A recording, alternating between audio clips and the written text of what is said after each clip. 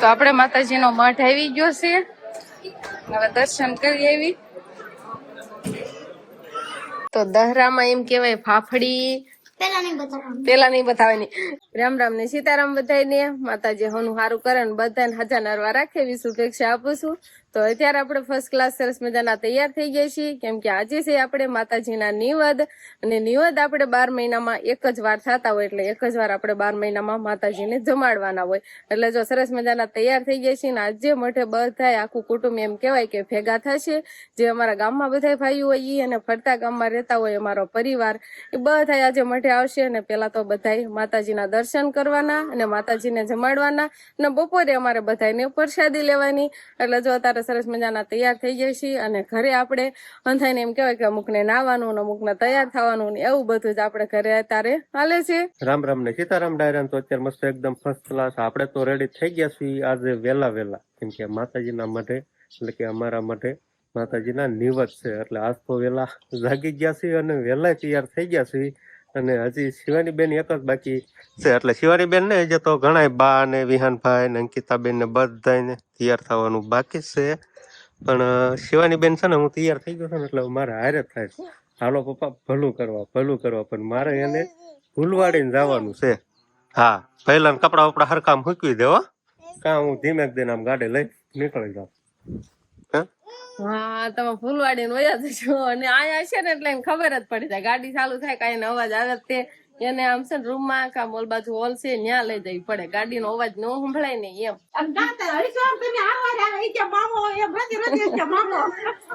તો આપણે શિવાની બેને વેન કર્યા, એને પપ્પા ગયા એટલે. અને હવે મોટા ભાઈ શિવાની તેડવા આવ્યા. હા જાવ હો, હા જાવ, ભલું કરતા હો. હમણાં હું આવીશ હો, હમણાં જો બા ને બધા તૈયાર થઈને આવવાનું છે. હા જાવ હો, જો ભાઈ બેઠો છે. બહુ વેન કર્યા શિવાની રોવા મળી એટલે તૈયાર કરીને હવે મોકલે છે. વંશભાઈ ને બધા જો જતા રહ્યા. હા, હજી બધાને તૈયાર થવાનું, હજી આપણે ઘર કામ ને એવું બધું બાકી હોય. અને શિવાની બેન એના પપ્પા જાય ને એટલે ગાડી અવાજ સાંભળી ગયા, એટલે એને ખબર જ હતી કે આપણે ભલું કરવા જવાનું છે. એટલે બહુ જ વેન કરીને ફોન કર્યા હતા સુધી રહ્યા જ નહીં. એટલે તૈયાર કરી દીધી. ફલું પાપા ફલું એમ જ કરે, એક જ વાત, બીજી કઈ વાત જ નહીં. પછી તૈયાર કરી દીધી ને હવે બસ મોટા ભાઈ મોકલી છે. હમણાં એક આટો મારી પછી પાછા અહીંયા ઘરે મૂકી જાય. તો અમારે અંકિતાબેન તૈયાર થઈ જશે ને, અંકિતાબેન સરસ મજાના તૈયાર થઈ જશે એટલે પછી મઠે જવાનું દર્શન કરવાની. શિવાની લેવા જવાનું હતું પણ શિવાની બેન આવી ગયા. આપણે શિવાની બેન જતા રહ્યા હતા ને એટલે વાંટો મેળવી મોટા ભાઈ પાછા વહી આવ્યા હોતા શિવાની ને લઈને, કેમ કે ના બેન તોફાન કરતા હોય. વરસાદ આવ્યો એટલે વહી આવ્યા કે તોફાન કરતી હતી. અમે કેતા હતા કે સાવી એમ કા ફોન કરવી, ફોન કરે છે કે નહીં એમ. કા તેમ આવ્યા ભલું કર્યું તે કેમ ભલું કર્યું કે તો કેમ ભલું કરતી હતી કેમ કર્યું શિવાની દીકરા ગાયો કરતી જ હે શિવાની ભલું કર્યું તે પડી જાય ને એટલે એમ કરે સાય ને ખબર છે બાપુએ જાલ રાખીશ મને. તો અત્યારે આપણે છે ને સરસ મજાના હવે તૈયાર થઈ ગયા છીએ. અને શિવાની બેન ને ઓલા ઘર બાજુ અંકિતા બેન લઈ ગયા ને રમાડવા, એટલે આપણે ફટાફટ તૈયાર થયા. અને બસ આપણે હાલતું થઈ જવાનું છે. પણ થોડુંક વરસાદી વાતાવરણ છે ને એટલે કાગળ લેવું નીણને આપણે ઢાંકતા જ આવી. પછી ગામમાંથી પાછા આવીને વરસાદ આવી જાય તો પાછી નીણ ને એવું બધું પલળી જાય. તો હવે આપણે આટલી નીણ છે ને ઢોરને ખવડાવતા વધી છે. અને કાગળ અહીં પડ્યો છે એટલે દેરાણી જેઠાણી બે થઈને ઢાંકી દેવી ને પછી ગામમાં જવાનું. લાવો એક બાજુ છાડો મને દઈ દો. આગળ છે ને ધૂળ વાળો થઈ ગયો છે એટલે શટર રાખજો, નકર નવા કપડા પહેરાશે ને ખરાબ થઈ જાય. તો આપણે કાગળ એવું થાકી દીધું છે ને બસ હવે ગામમાં જવાની આપણે તૈયારી કરવાની છે. એટલે શિવાની બેન ના થોડાક ઘણા કપડા લેંકી ને એવું બધું તો હારે જોઈ, અને કોઈ રૂમાલ લે એવું બધું લઈને પછી આપણે હાલતા થઈ જશું. શિવાની મારો સોટલો ઊંચો કરીને જોવો છે. લો ઓહો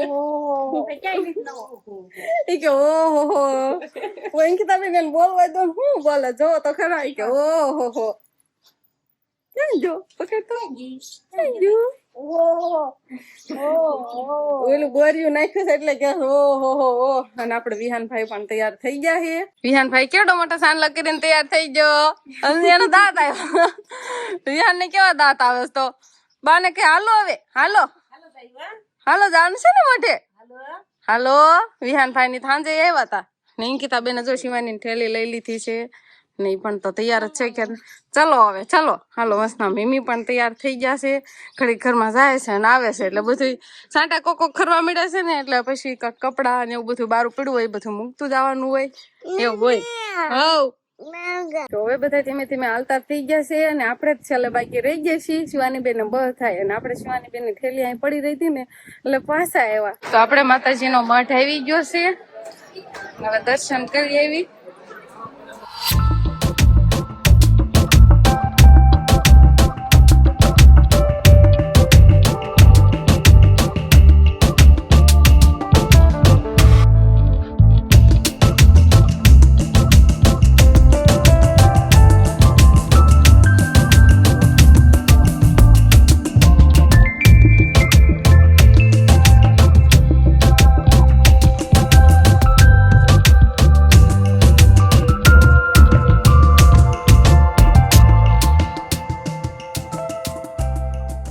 તો આપણે અત્યારે માતાજીના દર્શન કરી અને પ્રસાદી લઈને પાછા ઘરે આવતા રહ્યા છીએ અને ઘરે આવ્યા જ ઈ ભેગો વરસાદ અને આપણે મહેમાન પણ આવી ગયા છે મહેમાન આવ્યા છે મારો ભાઈ અને મારી ભાઈની છોકરી એટલે ભત્રી છે સમજો જેન્સી શિવાની જેન્સી તો બે રમવાનું ચાલુ કરી દીધું ને કેવી રાયડું નાખે છે અને આ પહોંચ્યા ને એટલે થોડીક એમ તો ગામમાં જતા કાં વરસાદ ચાલુ થઈ ગયો તો આમ થોડો થોડો આમ પલ્લી જાય ને એવો નહીં વંશભાઈ તે તો વંશભાઈ બધા છોકરા તારે રમે છે તો આવો કાંક ત્યારે વરસાદ ચાલુ છે ઝરમર ઝરમર બહુ સારો નથી આવતો આમ પલાળે ને ગારો કરે ને એવો જ વરસાદ આવે છે ત્યારે થોડો ખાવ ઓછો થઈ ગયો હમણાં એની પેલા થોડોક વધારે આવતો હતો તો આપણે મહેમાન આવ્યા છીએ કોણ આવ્યું છે તારા નહીં તારે મામા શિવાની નહીં થયો તારા છે અને જેન્સી બેન આવ્યા છે જેન્સી બેન તમે આટો આવ્યા ફૂઈને દહરા દેવા એમ ને જલેબી હાટા ને એવું દેવા આવ્યા છે ને હા વાડે છે તો દહરામાં એમ કેવાય ફાફડી પેલા નહીં બતાવવાની તો શું વાર છે અને આ હાટા સરસ મજાના નામ શું છે ગોળ ગોળ જલેબી આમ કર ને તો શું છે તીખી ફાફડી નથી ખોટું બોલે છે જલેબી છે બતાય તો ખરો જો પતલી પતલી મસ્તભાઈ તમારે ખાવાનું ચાલુ કરી દીધું જેન્સી બેને તો આપણે દહરા આવી ગયા નહીં શિવાની બેન તમે ખોળામાં બે જાહે ઓહો જો જલેબી ને મળો ખાવા હો મસ્તભાઈ કેમ પીપળિયાની જલેબી આવી મજા આવી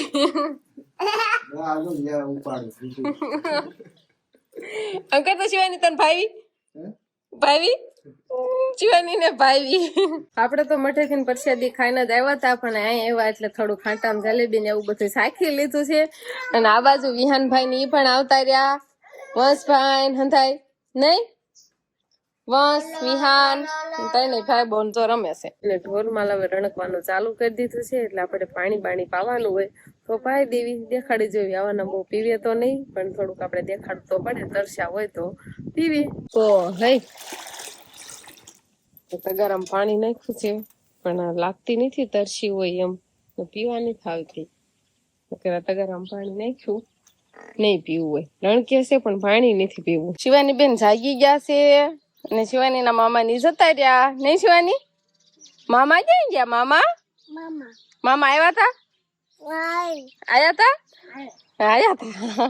આવ્યા તા મામા ની પછી જતા રહ્યા નહીં આ શિવાની બાય નવા કપડા પહેર્યા આ છે ને પેલી વાર બાને એમ કીધું ઓહો બાને નવીન લાગ્યું ને બા ખુશ થઈ જાય કેમ કે શિવાની પેલી વાર બાને એમ કીધું